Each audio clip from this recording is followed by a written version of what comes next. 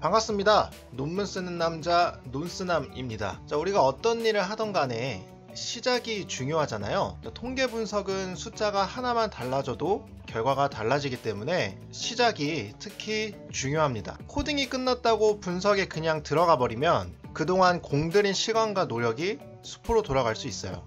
자, 그래서 오늘은 그 누구도 아무도 여러분에게 알려주지 않은 데이터 클리닝 방법에 대해 알려드리려고 합니다. 자, 데이터 클리닝이란 정확한 분석을 위해 데이터를 검토하는 것인데, 데이터 클리닝 과정은 총 3단계가 있습니다. 결측합 처리, 이상치 처리, 정규성 검정입니다. 이 3단계를 제대로 거쳤다면 분석에 들어가도 좋고요. 이러한 과정 없이 분석을 하는 분들이 있다면 지금 당장 분석을 멈추시고 데이터 클리닝 하는 것을 추천드립니다. 자, 첫 번째로 결측합 처리 방법입니다. 자, 결측합 처리는 분석에 필요 없는 숫자를 제외시키는 작업인데, SPSS 프로그램에서는 변수 보기 창으로 들어가면 변수마다 결측값을 설정할 수 있도록 되어 있습니다. 결측 처리할 변수에 결측값을 클릭하면 오른쪽에 이렇게 점점점 아이콘이 뜨고요. 자, 이 아이콘에 클릭하면 결측값 창이 열립니다. 결측값 설정하는 방법은 2가지가 있는데요. 자, 이상형 결측값과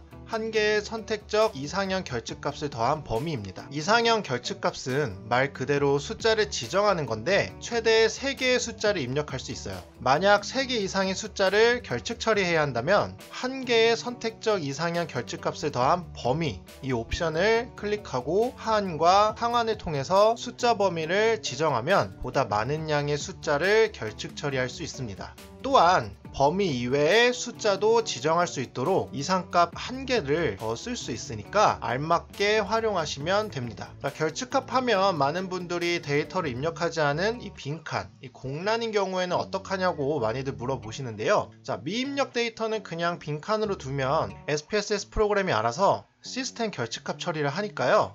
그대로 두고 분석하시면 됩니다. 자, 2번째로 이상치 처리입니다. 이상치는 데이터 범위에서 크게 벗어난 값을 말합니다. 나이 아니면 소득 등과 같이 이제 연속형 변수의 이상치를 파악해야 하는데요. 자, 예를 들어서 200명 중에 198명의 월 평균 소득이 300만 원 정도 되는데 나머지 2명이 월 평균 소득이 1억으로 조사되었다면 올바른 통계 분석을 할 수 있을까요? 절대 아니죠. 자, 이러한 이상치를 파악해서 제거해줘야 합니다. 자, 이상치 처리는 데이터 탐색의 상자 도표를 통해 파악할 수 있는데요. 자, SPSS 상단 분석, 기술 통계량, 데이터 탐색으로 들어가서 이상치를 파악하고자 할 변수를 종속 변수 칸에 넣어주시고 그 다음에 최종 확인을 눌러주시면 결과창이 뜹니다. 자, 우리가 봐야 할 표는 맨 아래에 있는 상자 도표입니다. 상자 도표의 가장 위가 제1사분위수고요. 가장 아래가 제3사분위수, 가운데 굵은 선은 중위수입니다. 자, 그리고 상자에서 확장된 T형 막대는 내부 펜스 또는 수염 도표라고도 하는데요. 여기 T형 막대 범위를 벗어난 동그란 점이 바로 이상치입니다. 자, 그리고 별표는 극단적인 이상치이고요. 자, 이러한 이상치의 발생은 평균을 극단적으로 크게 만들기 때문에 해당 변수를 삭제하는 것을 추천드립니다. 별표 위에 쓰여 있는 숫자가 변수 번호예요. 지금 가장 위에 있는 극단적 이상치가 76번 변수라는 겁니다. 자, 그럼 한번 76번 나이가 몇인지 확인해 보면 52살로 되어 있네요. 따라서 이상치를 제거하면 됩니다. 자, 그럼 이상치를 모두 제거하면 될까요? 그건 절대 아니고요. 가장 큰 이상치를 하나 지운 다음에 다시 데이터 탐색으로 들어가서 다시 이상치를 파악하고 또 가장 높은 극단적 이상치가 발생을 하면 또 제거해야 됩니다. 이걸 계속 반복을 해야 돼요. 위아래 범위 중에 가장 높은 극단적 이상치를 하나씩 지어가면서 데이터 탐색을 여러 번 반복하시면 되고요.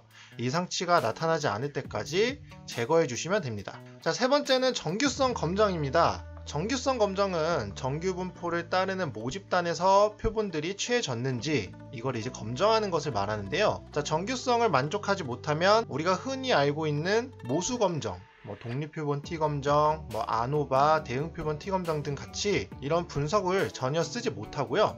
비모수 검정, 뭐 매니트니, 아니면 윌콕슨, 아니면 크루스칼 왈리스, 뭐 이런 것 같은 비모수 검정을 해야 합니다. 자, 양적 연구 논문을 쓰는데 모수도 아닌 비모수 검정을 한다? 글쎄요. 이게 좋은 영향을 미칠지는 저는 잘 모르겠습니다. 자, 그렇다면 어느 경우에 정교성 검정을 실시하느냐? 바로 표본의 개수가 30 미만인 경우에 정규성 검정을 실시해야 합니다. 그럼 왜 하필 30이 기준이 되느냐? 이것은 바로 중심 극한 정리 때문인데요. 자, 표본수가 클수록 정규 분포를 이룬다는 이론인데 그 기준이 30 이상입니다. 따라서 표본수가 30이라면 정규성 검정이라는 복잡한 과정 없이 정규 분포를 이룬다고 가정을 그냥 하고요. 모수 검정을 바로 실시하면 됩니다. 자, 여기서 대부분 연구자가 착각을 하는 게 뭐냐면 그럼 나는 전체 표본수가 한 200명 정도 되니까 정규성 검정을 아예 안 하면 되겠네 라고 생각하시는데, 자, 집단 간의 비교 분석을 할 때면 각각의 집단이 30 이상이어야 해요. 자, 만약에 전체 표본수가 뭐 예를 들어서 200명인데 성별에 따라서 뭐 영어 점수의 차이가 있는지 검정을 해야 한다고 한번 가정을 해봅시다. 남성은 200명 중에 190명, 여성은 10명으로 이렇게 나타났어요. 자, 여성이 그러면 30 미만으로 나타났기 때문에 이때는 정규성 검정을 실시해야 됩니다. 자, 그렇기 때문에 우리가 연구조사할 때 이 전체 표본 N개도 중요하지만 집단별 개수도 매우 중요해요. 단순히 전체 표본의 숫자가 많아야 한다는 생각에 마구잡이식 설문조사를 하시면 안 됩니다. 집단 간의 비율도 어느 정도 균등하게 조절하면서 표본을 추출하시는 걸 추천드리고요. 자, 그러면 이제 정규성 검정 방법에 대해서 알려드릴게요. 자, 학력 변수의 빈도를 보면 고등학교 졸업, 대학교 졸업은 모두 30 이상으로 나타났는데 대학원 졸업 빈도는 14명으로 나타났어요. 지금 30 미만으로 나타났죠.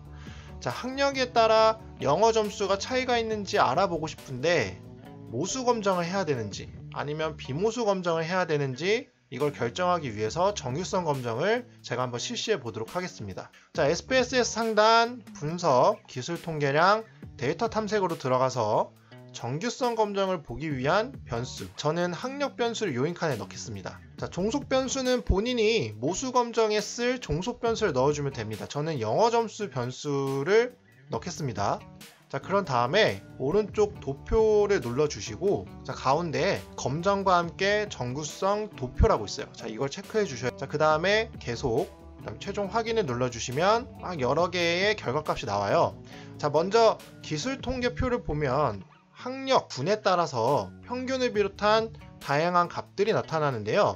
N이 30 미만인 대학원 졸업만 보면 됩니다. 자, 여기서 외도와 첨도 통계량이 이제 절대값 2를 넘지 않으면 어느 정도 정규 분포를 따른다고 이제 파악을 하시면 되고요. 다음으로 정규성 검정표를 봐야 합니다. 정규성 검정은 콜모그로프 스미노프와 샤피로 윌크가 있는데, 표본수가 많으면 뭐 콜모그로프 스미노프, 그러면 표본수가 작으면 뭐 샤피로 윌크를 쓰라고 하는데, 저는 둘 중 하나라도 유의하면 아무거나 따르라고 저는 말씀을 드리고 싶고요. 정규성 검정의 대립가설은 정규성을 만족하지 않는다.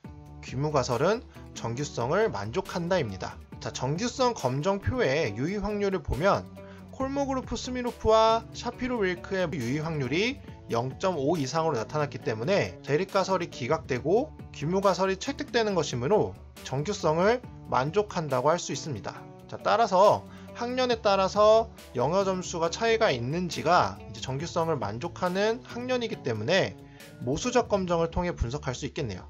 자, 오늘 데이터 클리닝에 대해서 알아보았는데요. 자, 도움이 되었다면 구독과 좋아요 눌러주시고요. 다음에는 더욱 알찬 영상으로 찾아뵙도록 하겠습니다. 감사합니다.